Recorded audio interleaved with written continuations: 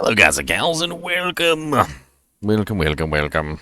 So, Sony finally pulls the plug on the disc-based media. And I thought I would make a fun video and something to talk about in terms of gaming.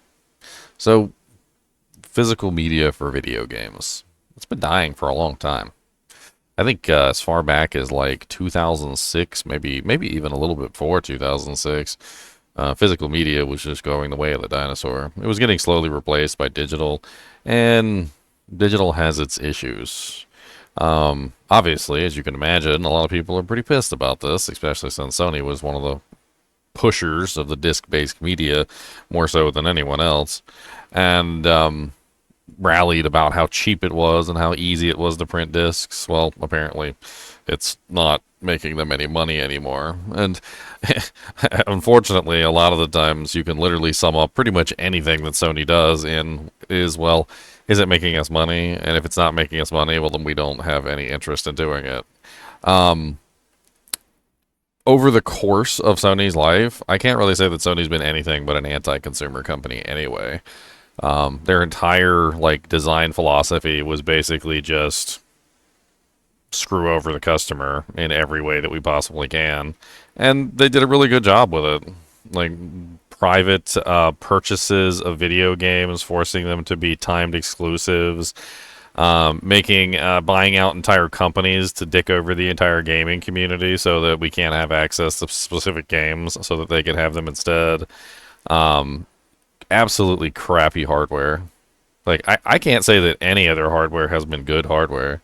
The PlayStation 1 overheated and died all the time, and the PlayStation 2, the disc failed all the time, and that thing was a constant wreck. It was constantly in the repair shop. I must have sent back like 3 myself. I knew several other people that had sent back their PS2s like frickin' 6 and 7 times. And the luck if you have one of the launch PS2s that actually works, good luck. PS3 had the ball grid array failure problem. Good luck having a PS3 that actually functions now. And if it does function, good luck it actually staying functioning for a long period of time. I've never really liked Sony, but this just kind of puts the nail in the coffin for me, honestly. And I've never really been shy about it either. I'll tell you to your face, I hate Sony. I don't like any of their consoles. I don't play any of their games. I don't own any of their consoles except for PlayStation 1. That's about the only console I own of Sony's. And you might be like, but there's some really good games on there. And yeah, you're right. There were some really good games on the consoles, and the only reason those games were on those consoles most of the time was because Sony paid the companies to not put their games on other consoles. This isn't something that you have to take my word for. Sony was notorious for paying companies not to put games on other consoles. So if you were ever on the Xbox, or if you were ever on the Nintendo Switch, or any of the Nintendo consoles, or if you were ever on a Genesis, I think that would be the Dreamcast and the Sega Saturn, which were still around at that particular time or period. I mean, they are literally notorious for going through the process of blocking rights and keeping games off of multi-platform. So if you were ever in that situation where you were excited that a game was coming out and you went to go look it up and it wasn't coming out on your system, well, Sony was usually the reason why it wasn't coming out on your system. Hate them. You probably should, to be perfectly honest. And that's just the tip of the iceberg of the crappy stuff that they've done. Now, of course, Sony tipping their hat and removing physical media from their systems means that, well, pretty much all the consoles except for Nintendo Switch are now currently in the process of switching completely to digital only. As you can see here, it says, as consumer preferences and broader entertainment industry continue to shift away from physical discs to digital, physical game disc production for all new games releasing on the PlayStation consoles will be discontinued starting January 2028. Following this date, the new games will be available on the PlayStation Store and at retailers in digital formats only. This transition has no impact on the games that have already released or will be releasing prior to January 28 disc format. This is a natural direction for Sony Interactive Entertainment to adapt consumer trends, as the general preference for digital media significantly outpaces physical discs. The transition will enable us to align more closely with how most of us, our community, prefers to access and play games. I'm actually kind of surprised that they made it this far to January 2028. Kind of surprised they actually made it this far. It really just goes to show you that Sony was making a lot of money off the discs anyway because they held the patents, and because they held the patents, they were making lots of money. Well, they must not be making any money anymore for them to finally pull the plug. You can take this part right here, which says like, like that the majority of the stuff is happening on digital formats only or whatever. Like where they basically try and blame the customer on this. It's not the customer. Like people are still buying physical discs, and I guarantee you they're still buying a lot of them. What's most likely happening is they're just losing money, right? So it's important to talk about this and what this potentially means. So physical media died a long time ago. Like I think I'm pretty sure like on PCs, physical media died somewhere around like 2006 because being able to download a game was much faster than having to go to the store. CDs were a pain in the ass. They always got scratched up. I can't count how many freaking Diablo 2 discs I went through. Let's make a fun game of this. If you played Diablo 2, which I know most of you guys do because you're on my channel and I make a lot of Diablo 2 content, right? How many Diablo 2 discs did you go through in the original Diablo 2, like classic and Diablo 2 LOD? Because I went through a lot. Mine were always getting scratched up, and because you needed to have the disc in the system to play, a lot of the times the system wouldn't actually recognize the disc. And eventually, what I ended up doing was I ended up trying to like clone the disc. And make copies of the disc so I could continue to use it. I also had like a clone CD like virtual drive, which I tried to get to work, but I couldn't get it to work. I heard some people were able to get the virtual drives to work, but man, I went through a lot of discs. Every time my disc would stop working, I would just like clone a new one and just keep going. I mean, it wasn't like I was doing anything illegal. Like these discs were the ones that came with the games, and like I couldn't do anything about it that they stopped working, and I needed the disc to play the game. And as a like 15, 16-year-old who really wanted to play a video game, my mind was laser focused on the task, right? So a lot of the consoles, like Xbox, as well as Sony, started to produce digital-only consoles. Digital-only consoles. I think both Xbox and Sony both have digital-only consoles now. What the Xbox is the Xbox One S or something. Or Xbox, I can't remember the exact name of it, and I don't remember what the Sony one is called.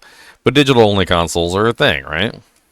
And of course, Steam is one of the primary digital-only platforms on essentially PC. So we've moved almost entirely into digital now. It depends on Xbox whether Xbox is going to stop disc production. In fact, we could do a search on that. Let's see. Let's see if Xbox is ending. Has Xbox announced ending physical media as well? So they've not made any official plan. Nothing quite yet. So we don't have Xbox on the list yet, right? But what does this mean, like, for consumers? Well, for PC, we've been on this road for a while. Like, those of us who've been on the PC train, like, we already know. Like, digital is digital is digital. The problem is that, well, digital libraries follow you, right?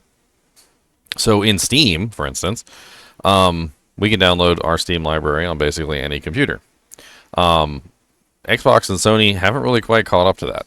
Like Xbox, they kind of have this like game anywhere, ready anywhere kind of a thing going on that they're trying to do, but there's like maybe like 1,000 games in it, and there's like freaking thousands upon thousands of thousands more that are not in the system. So the libraries are not like compatible with the new units, right? This could also potentially mean an integration of essentially all your purchases at this point.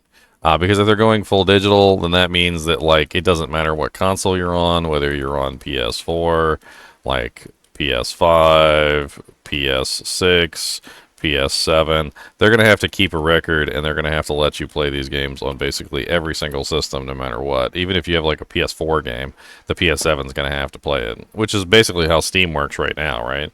You can basically play any game on Steam. Like, even if it's a really old game, you can still play it on your computer. The problem becomes that, number one, right? Digital games are not tradable, right? They are not tradable. Number two, digital games are not sellable, right? You can't get your money back for them and sell them to somebody else. Number three, digital games are not giftable. Now, you could say that you can purchase a digital game and send it to somebody as a gift, but if I own a digital game and want to give you the digital game that I own, well, that's impossible, right? So digital games are inferior to physical media for a lot of reasons because, well, you can't trade them, you can't sell them, you can't gift them away. You also will lose access to them, and this is also another important one, is you will lose access to be able to download them if the servers go down, right? So this is one of the big things about digital media which people don't like, is that back in the days of, you know, like, say, Nintendo 64, you went and bought GoldenEye 007, and you put it into your system, and you could just play it. You didn't need online access, you didn't need to download it from anywhere, you just put it in and played. That's it. Done. Zip, boom, bomb, boom, right? We've moved so far past that it's kind of embarrassing to even bring that up as a thing at this point. It's not even a valid topic. You might want it to be a valid topic because those days were really cool that you could just pop a disc in and you could just play. But these days it just doesn't really work that way. In this particular day and age, with things like day one patches, updates, DLC, expansions, and a myriad of other things that are required, like, for instance, online play, right? If you play online at all, or if the game is online, well, then you need online access anyway, and you can't play online unless your game is up to date, which means that the disc does not offer you the ability to play with other players. You also have to match patch versions. This is another very important thing. So, say for instance, I had a game, and I was trying to play online with my friends. Now, I don't want to get online. I just want to connect to him, right? We'll do a direct connection, and I want to play with him. Well, if you want to play with somebody, you have to have the same patch version as the other person. You can't have different patch versions. Well, right now, there's different versions of the games out there. Somebody could be running Skyrim, and then somebody could have Skyrim Anniversary Edition, and then somebody else could have Skyrim Special Edition, and somebody else could have Skyrim Game of the Year Edition.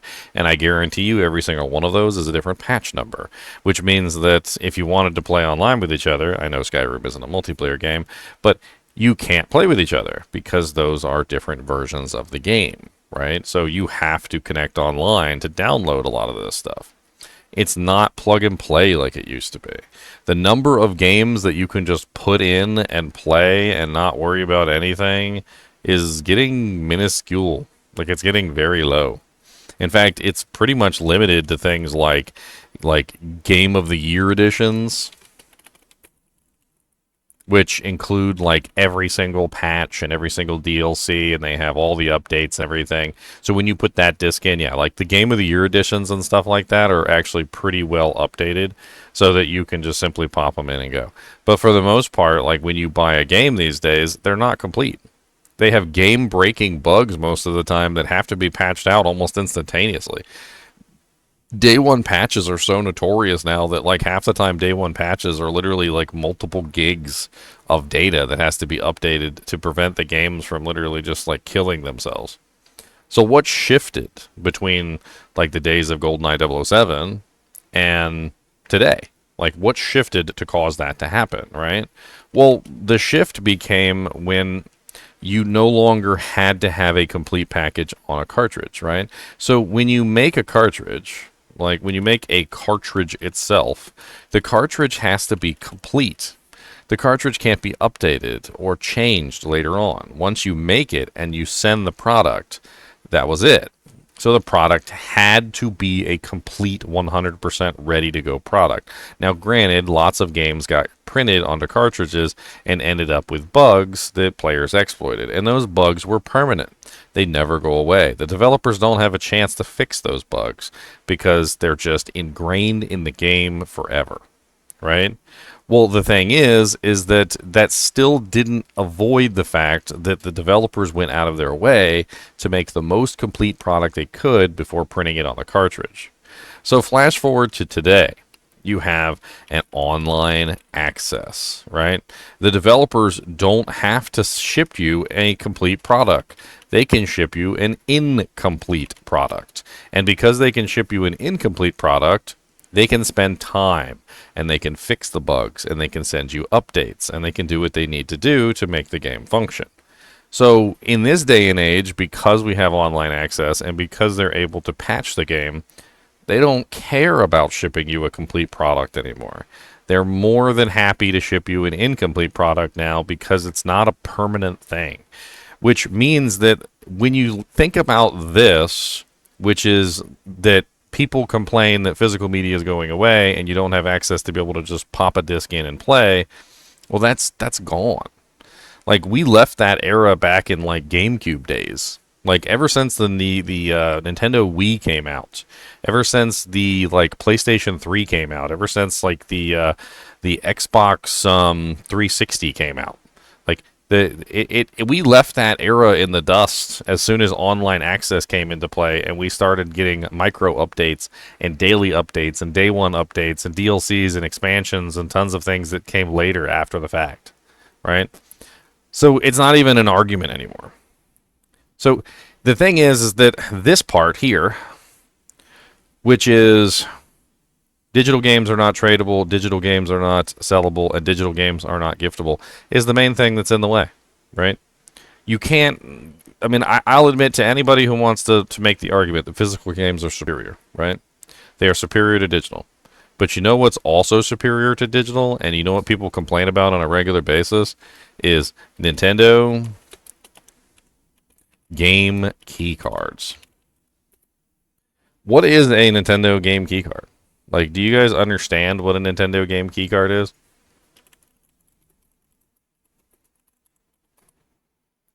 It's the first time I heard of it when it came out, and I was wondering, like, what the hell is a Nintendo game key card? I started to do some research into it, and I started to, like, try and figure out what a Nintendo game key card was. And it says, game key cards are different from regular game cards because they don't contain the full game data, which, you know, infuriated some people. There's nothing on the cartridge. It's empty, right? So how is it how is it better than like anything else if there's nothing on the cartridge, right? So this becomes an issue because you lose access to be able to download your game. Well, then you lose access and the servers go down. But here's the thing, digital games are the same way. And we're slowly moving toward an all digital future, and it doesn't matter anyway, right? So no matter what, you're still going to be stuck with a game that is like not accessible. And this is something that of course needs to change, and I have a hunch on how it's going to change, but we'll talk about that later. So it says, instead, the game key card is your key to downloading the full game to your system via the internet. After it's downloaded, you can play the game by inserting the game key card into your system and starting it up like a standard physical game card. Now, this is the important part here. Standard, like a standard physical game card. So what are the rules of a standard physical game card? Well, the standard physical game card has copy protection, right? So a physical cartridge has copy protection. How does this copy protection work? Well, the copy protection almost always works by requiring the cartridge to be inserted to play the game, right? If you don't have the cartridge inserted, even if it's installed on your computer or your Nintendo Switch, which most of the time that's how it works now, because it doesn't actually play off the cartridge. A lot of the times it just simply installs the game on your system. But some games are different, and they do play off the cartridge. But regardless, like, especially with your PlayStations and your Xboxes and stuff like that, The disc goes into the system. A lot of the times the disc is meaningless, much more than just copy protection. So you put the disc in, it verifies that you own the game, and then you no longer have to have the disc in because it's already installed it onto your system. Well, that's basically what's going on here with the game key card. Is the game key card is required to play the game. This is because the game key card is the ownership. So a lot of people are confused about game key cards and they don't understand why they exist. And the moral of the story is that as we shift toward a digital-only future, physical media will eventually die. Nintendo kind of came up with a very interesting solution, and I think some other companies have also come up with similar choices. And it's basically the ability to have the ownership of the game be tied to the cartridge, not tied to your account. And the difference with this is that this means that you have a physical object that you can trade, right? So in this particular case, if you're looking at a game key cards are not just CD keys. They're not just CD keys. These are not like things that you can put into an account and then register that CD key to your account and then have permanent access to the game. It doesn't work that way. Game key cards are required to play the game, right? They are tradable. They are sellable. And they are giftable. Now, why are they able to do this when they're basically just digital games, right? Because they are still digital games. You still have to put them in and download the game offline. So in a way, they are still just digital games. They are not physical copies, but they are physical ownership of a digital game, which is probably something that we're going to see more in the future.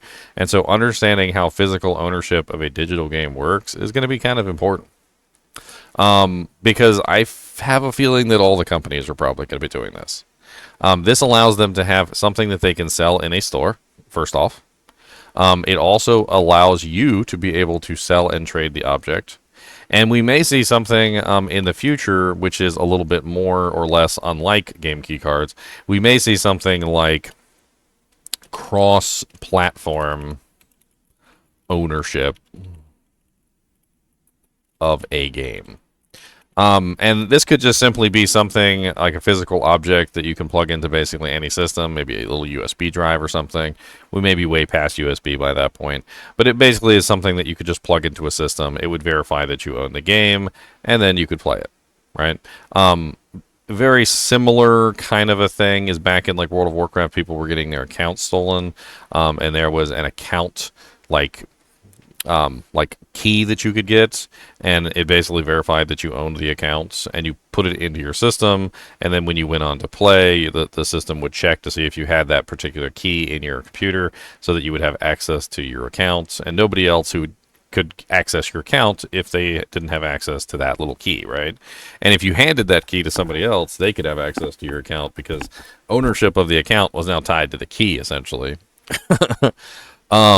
And if they do eventually end up doing like cross-platform game key cards, it could be kind of interesting, right? But this problem, which is the biggest problem of all, is you will lose access if you to download them if the servers go down. So this is a big issue, right? But the thing is that if they go cross-platform, and the market shifts toward a model which allows everybody to have access. Like if you have access to the card, you have access to the game, right? If they shift toward this, then you'd be able to download it on any platform. Even if one of your favorite platforms dies, you could go to another platform, insert the key card, and still download the game, provided that platform has access to the game, right? And then another thing, of course, is that all consoles are starting to become PCs, right? So like it's morphing that way, and it's getting very, very stupid because like Xboxes and like Sony and also Nintendo Switch, they're getting closer and closer to becoming PCs, and as they get closer and closer to becoming PCs, eventually you probably will be able to cross-platform basically any game on any system. It's just a matter of time. like eventually. It's kind of a very interesting future that we're headed toward. I mean, we were always headed here. I think some people just were in denial with the game consoles, believing that the game consoles would stay with physical media forever, but they're not. And they're them fielding the digital only consoles. So the digital only consoles. There's quite a few of them, right? There was the Xbox One S, I believe. Yeah, the Xbox One S. That was the first digital only console from Xbox. And then, of course, they have the PS5 Digital Edition, which the PS5 Digital Edition was the first like digital only console from PlayStation 5. And you're going to see more and more digital only consoles. Like it's just a we're just shifting toward that future. I'm surprised we haven't seen a digital only Nintendo Switch yet, but Nintendo has always loved the cartridge technology, and as the cartridge technology increases, I mean, I would like to see the cartridge technology stay around, but we may eventually enter a future where the cartridges go the way of the dinosaur as well. They also have a robust digital store at this point, and people are buying more and more digital games than ever, right? But we look at some older systems, like how have things been handled? Like, is the Wii shop shut down? So the Wii Channel Shop officially shut down on January 30th of 2019. You can no longer add new Wii points or purchase any new games or software. While purchases are disabled, you can still re-download previously purchased WiiWare and Virtual Consoles titled that are tied to your account. However, Nintendo has noted that even these re-download capabilities may eventually be terminated in the future. So as you can see here, like older systems are getting crashed out. They're going bye-bye, right? So like all the purchases that you made on the Wii, well, if you don't have them downloaded to a system, well, oh well. It may eventually end up in situations where we have pirate download sites. So this could potentially be a thing. And of course, I don't condone this. I'm just going to point it out as an example. As systems die, right? We may have pirate download services appear, right? So like for instance, if you were running like a PS5 or something, and let's say we're like many years in the future and there's currently a PS8 or something, right? And Sony has completely discontinued any ability to download your PS5 games. Well, there may be some services in the future, who knows, that pop up that will allow your PlayStation 5 to connect and download essentially your games again. So just allow you to download what's in your account. I'm not exactly sure how these services would potentially work, but I can imagine them becoming a thing. Because people aren't really very happy about losing access to games, right? Some people have been calling it you will not own anything and you will like it. Because technically, in the contract for digital games, you don't technically own digital games, which is really quite interesting. So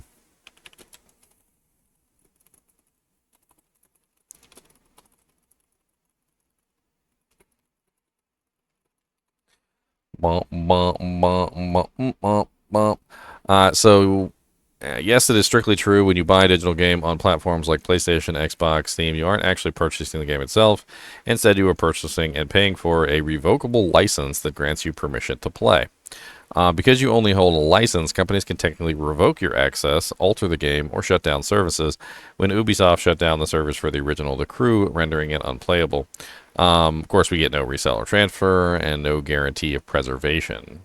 And this is a problem that, I think has been occurring more and more because most games nowadays have no single player.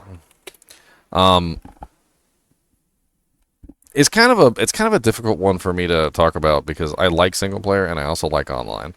I love playing with other people and having fun with my friends, but I also enjoy just playing a good single player game every now and then. I also feel like a lot of games, like even like Diablo 2, for instance, have really thrived because they have single player, right? And Then you look at like modern games, like Diablo 4 has no single player. Like Path of Exile 2 has like no single player. One day, eventually, the servers will shut down, and when the servers shut down, like the game dies. Right? They could shut down all the Diablo servers right now. People would still be playing the single player version of the game, right? Forever. Like, who cares? Let's go play the single player. Let's go boot up local TCP LAN, and they would just connect to each other on TCP. Like the thing is that when games have no single player and they're almost primarily online, they enter a realm of essentially like permadeath once the servers go down. They'll never come back. And it's kind of weird to me that a lot of games don't have single player versions at this point, which kind of feeds into what I was talking about earlier about games like not really being plug and play anymore, because a lot of games don't have single player anymore. And as soon as you have online access as required, I mean, you're in the realm of no plug and play. I don't know. It's an interesting topic. I've already been talking on it for like 30 minutes. I actually have been thinking about like the digital versus the physical versus like the key cards even, which are an interesting like gap between the two. And I'll make it very clear because some people get confused on this when I talk about game key cards, and they think I'm saying that game key cards are better than physical media. So my personal opinion is physical media is number one. It is the best form of media because it allows you to have ownership of the game. It's great. Like, I can pop in my Nintendo 64 GoldenEye 007 cartridge anytime I want to, and I can just pick it up and play. And I have done so on many occasions because I freaking love some freaking GoldenEye. Game key cards are definitely number two. They are essentially a mix of digital and physical, and they are a very good alternative to not having physical. I would never put them above physical, and I think the physical media is better, but in a situation where you have to choose between digital only and game key cards, I'm going to choose game key cards like every single time. And then we have, of course, digital games. Digital games are, I'm not even going to put them at number three. I'm just going to put them dead last.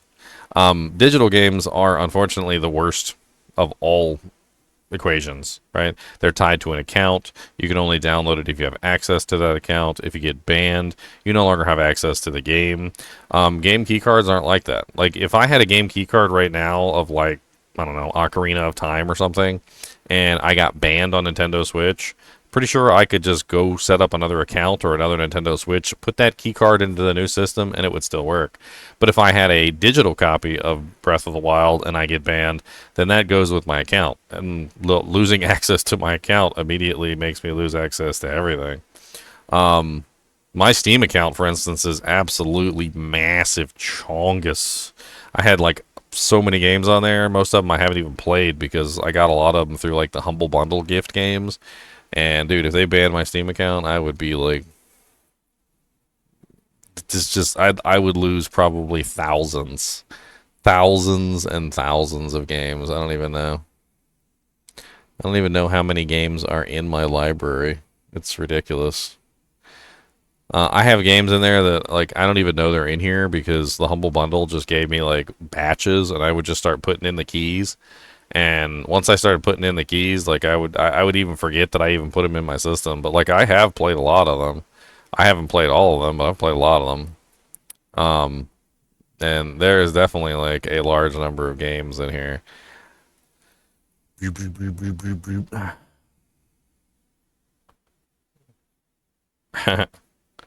I think there's even ones I refunded. There's ones I got rid of because I didn't want them in there anymore.